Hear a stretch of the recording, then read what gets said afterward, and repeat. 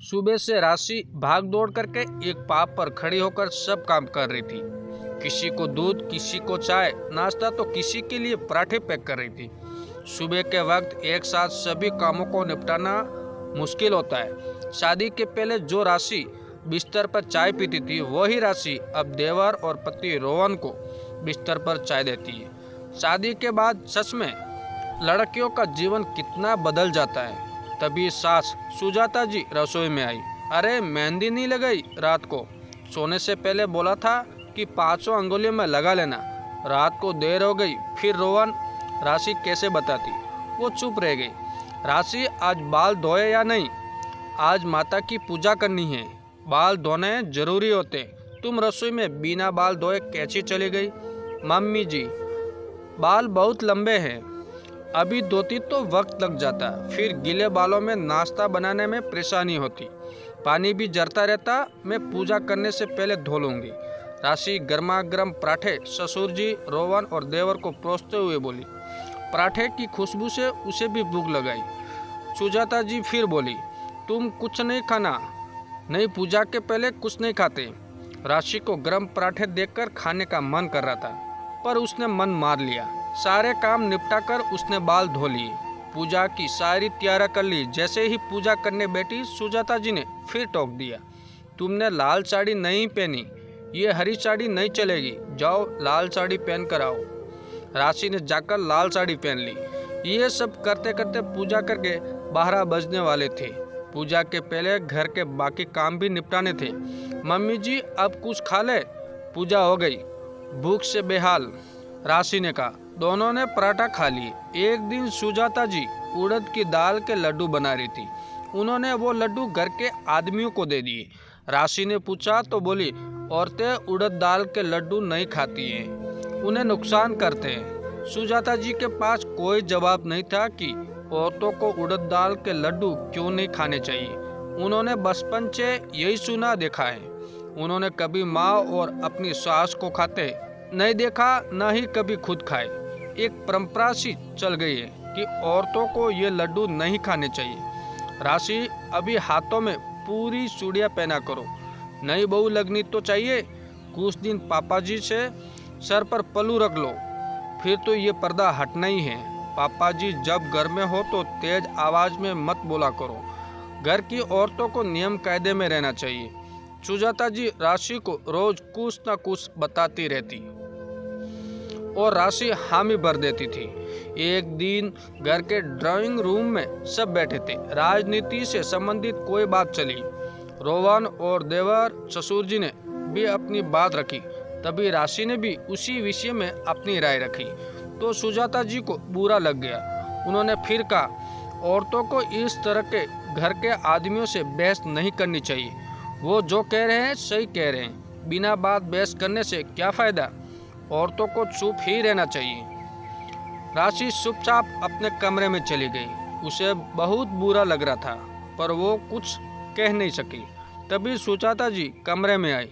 राशि, सबके लिए चाय बना लो, आज तो बड़ी देर कर दी। घर के सभी लोग चाय के इंतजार में बैठे। घर की औरतों को सबको वक्त पर चाय नाश्ता देना चाहिए। कब से सब लोग इंतजार कर रहे हैं। सुजाता जी का हर बात पर बस यही मानना था कि औरतों को ये करना चाहिए, वो करना चाहिए, कि घर के आदमी को क्या करना चाहिए। राशि को इस तरह के माहौल की आदत नहीं थी। वो मायके में स्वतंत्र थी।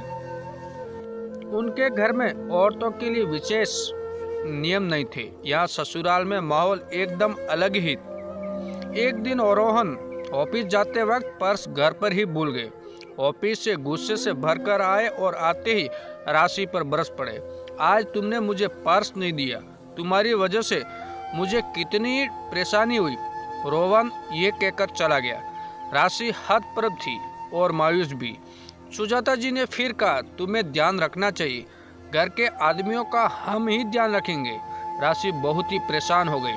औरतों को ये सब करना चाहिए। रोहन ने सबके सामने डांटा तो उसे बहुत बुरा लगा। ये बात रोहन कमरे में ले जाकर भी बोल सकते थे। हर बार की तरह भूले रोहन और डांट मुझे पड़े। सुबह इतने सारे काम होते हैं, आज मैं भी भूल गई।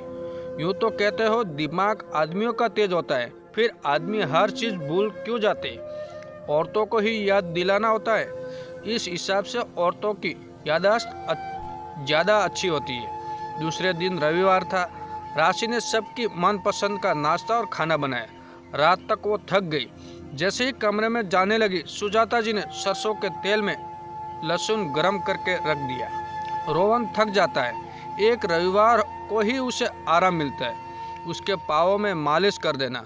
कल से उसे फिर काम पर जाना है। फिर राशि को समझाते हुए बोली, घर के मर्दों को थकान हो जाती है, हमारे लिए वो सारी सुविधा जुटाते हैं, घर चलाते हैं, घरौंदा बनाते हैं, पर कितनी सी देर वो इस घरौंदे में रहते हैं। सुबह के निकल शाम को आते हैं। हमें उनकी सेवा करनी चाहिए। राशि मन ही मन सोच रही थी, आज तो कोई उसके पैरों की मालिश कर दे। सच में उसे बहुत थकान आ रही है। आज तो रोहन दिन भर घर पर थे।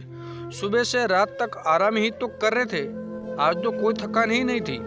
घर की औरतों तो कभी थकती नहीं है। सारी थकान सिर्फ आदमियों को होती है। घर के आदमियों को सुजाता जी ने सर पर चढ़ा रखा है।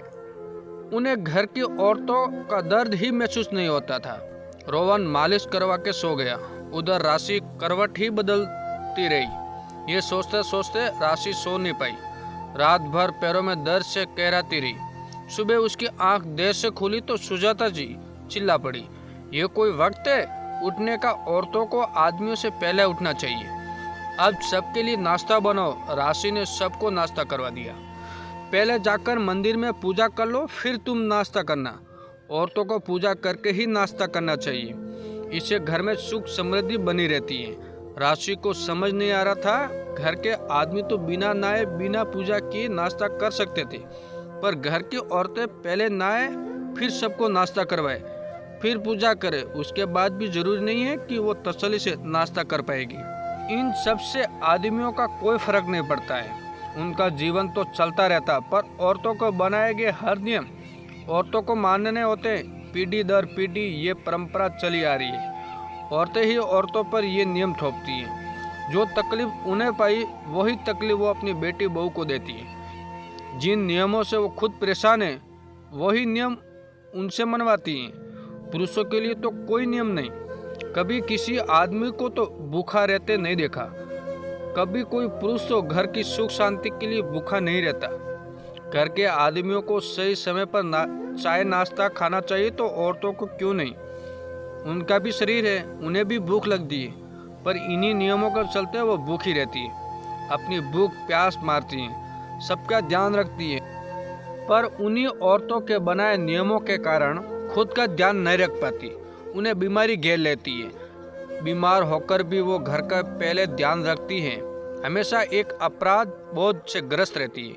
क्या हुआ जो बिना नहाए खाना बना लिया? क्या हुआ जो पूजा करने से पहले नाश्ता कर लिया?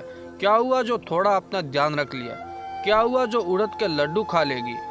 क्या हुआ जो कभी पति को पर्स, कार की चाबी या रुमाल देना भूल जाए? क्या हो जाएगा अगर वो पिता समान ससुर जी के सामने कुछ बोल दे? हाथों में भरकर चूड़ियां न पहने, उसे रसोई में काम भी तो करना होता है। क्या हुआ जो वो सर पर पल्लू ना रखे? औरतें अंतरिक्ष में पहुंच गई हैं और कुछ लोग समाज में पल्लू पर ही अटके हुए हैं। सब भूल जाते हैं, केवल औरतों के सर पर दोष क्यों मढ़ा जाता है? जो नियम तकलीफ देते हैं उन नियमों को तो छोड़ देना चाहिए। कुछ छोटी छोटी बातें भी बड़ी तकलीफ देती है, हम फिर भी जीवन भर उन नियमों को निभाते। राशि का मन बहुत बेचैन हो रहा था। उसने कुछ सोचा और अगले दिन वो जब उठी तो सबको चाय देकर खुद भी अपना कप ले जाकर बाहर बगीचे में बैठ गई। सुजाता जी ने उसे ढूंढते हुए आई। राशि, तुम सुबह सुबह बैठ गई? रोहन बुला रहा है, उसे किसी चीज़ की जरूरत होगी। मम्मी जी, रोहन को यही भेज दीजिए। मैं सुबह की चाय के साथ धूप सेक रही हूँ, इससे विटामिन डी मिलता है। आप भी आकर बैठिए, अपनी सेहत का ध्यान रखिए। आपके भी शरीर में यहाँ वहाँ दर्द होता रहता है।